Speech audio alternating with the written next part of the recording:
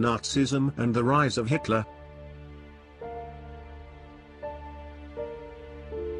Birth of the Weimar Republic. Germany, a powerful empire in the early years of the 20th century, fought the First World War alongside the Austrian Empire and against the Allies. The countries joined the fight expecting to gain from a quick victory, but none were prepared for the long war that followed. Germany made initial gains by occupying France and Belgium.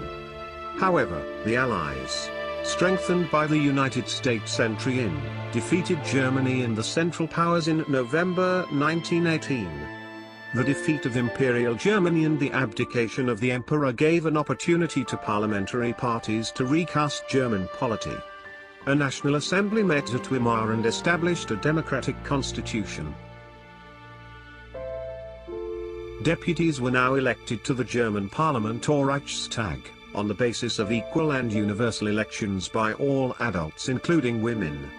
This republic was not received well by its own people, largely because of the terms it was forced to accept after Germany's defeat at the end of the First World War. The peace treaty at Versailles with the Allies was a harsh and humiliating peace. Germany lost its overseas colonies, a tenth of its population, 13% of its territories, 75% of its iron and 26% of its coal to France, Poland, Denmark, and Lithuania. The Allied powers demilitarized Germany to weaken its power and prevent another war. The War Guilt Clause held Germany responsible for the war and damages the Allied countries suffered. Germany was forced to pay compensation amounting to £6 billion. Many Germans held the new Weimar Republic responsible for the defeat in the war and the disgrace at Versailles. The effects of the war. The war had a devastating impact on the entire continent both psychologically and financially. Unluckily, the Weimar Republic was being made to pay for the sins of the old empire. The Republic carried the burden of war guilt and national humiliation and was financially crippled by being obligated to pay compensation. Those who supported the Weimar Republic, mainly socialists, Catholics, and Democrats, became easy targets of attack in the conservative nationalist assemblies. They were mockingly called the November Criminals. This had a major impact on the political events of the 1930s. The First World War left a deep imprint on European society and polity. Soldiers came to be placed above civilians. Politicians and publicists laid great stress on the need for men to be aggressive, strong and masculine. The media glorified trench life. The truth, however, was that soldiers lived miserable lives in these trenches. They faced poisonous gas, enemy shelling, and witnessed their ranks reduce rapidly.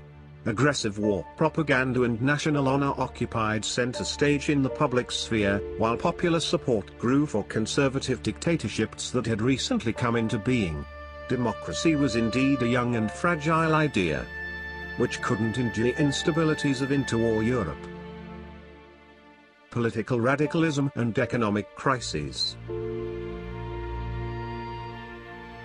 The birth of the Weimar Republic coincided with the revolutionary uprising of the Spartacist League on the pattern of the Bolshevik Revolution in Russia. Soviets of workers and sailors were established in many cities. The Weimar Republic crushed the uprising with the help of a war veterans organization called Free Corps. The anguished Spartacists later founded the Communist Party of Germany. Communists and socialists became irreconcilable enemies. Political radicalization was heightened by the economic crisis of 1923. Germany had fought the war largely on loans and had to pay war reparations in gold. In 1923 Germany refused to pay, and the French occupied its leading industrial area, Ruhr, to claim their coal. Germany retaliated with passive resistance and printed paper currency recklessly. With too much printed money in circulation, the value of the German mark fell. As the value of the mark collapsed, prices of goods soared.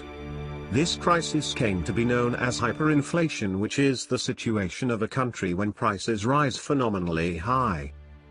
Eventually, the Americans intervened and bailed Germany out of the crisis by introducing the Dawes Plan, which eased the financial burden on Germans.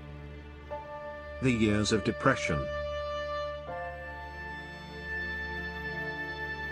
German investments and industrial recovery were totally dependent on short-term loans, largely from the USA. This support was withdrawn when the Wall Street exchange crashed in 1929. Fearing a fall in prices, people made efforts to sell their shares. This was the start of the Great Economic Depression. Over the next 3 years, between 1929 and 1932, the national income of the USA fell by half. Factories shut down, exports fell, farmers were badly hit and investors withdrew their money from the market. The effects of this recession in the US economy were felt worldwide. The German economy was the worst hit by the economic crisis. By 1932, industrial production was reduced to 40% of the 1929 level. Workers lost their jobs or were paid reduced wages. The number of unemployed touched about 6 million. As jobs disappeared, the youth took to criminal activities and total despair became commonplace. The economic crisis created deep anxieties and fears in people. The middle classes, especially salaried workers and pensioners, saw their savings diminish rapidly when the currency lost its value.